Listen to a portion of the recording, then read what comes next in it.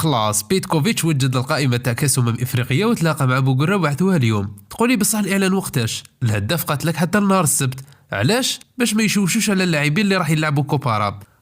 هذه تا ما يعلنوش على القائمة قبل الماتش تاع الامارات. انا عندي ليها تفسير واحد، واللي هو ما عيطش للي صح يستاهلوا يكونوا في لاكوب دافريك كيما المايسترو والصخره افضل مدافع في كاس العرب اشرف عباده. هذا ولا ما عيطلوش وعيط لتوغاي هنا على المنتخب السلام يا اصدقائي. اما الجوار الدوزيام هو عادل بولبينا اللي راه داير بطوله شابه، وحتى قبل البطوله كي كان مع الدحيل كان يستاهل يعيط له، باسكو عادل الى شاب الرحمه في القائمه واللي ملي بدات لا سيزون ما راه داير والو. بلا ما نساو بلي الدوري السعودي عنده مده ملي راح حابس. هنا بولبينا يدبريس ديريكت وراح يخرج من الماتش تاع الامارات. بلا ما نساو فيكتور لكهل اللي عاود اكتشف روحه. هي ماغري لو كان ما يعيطلوش ما راحش تكون مفاجاه، سورتو مع لي بيتكوفيتش ما يحبش يبدل. يبقى رضوان بركان بنسبه قليله عنده امل يعيط له، بصح مع الفكر تاع بيتكوفيتش اللي قدس القدامى ما شكيتش. هذا القرار تاع الاعلان على القائمه خديته من الجانب السلبي. علاش؟ لانه معظم الشعب الجزائري وحتى اللاعبين المشاركين في كاس العرب على بالهم شكون اللي جوا اللي يستاهلوا يلعبوا لا كوب دافريك. ساو دوك اشرف عباده ولا بولبينا ولا حتى فيكتور لكحل يشوفوا مثلا توغاي وعطال ولا حتى زروقي في ليكيب ناسيونال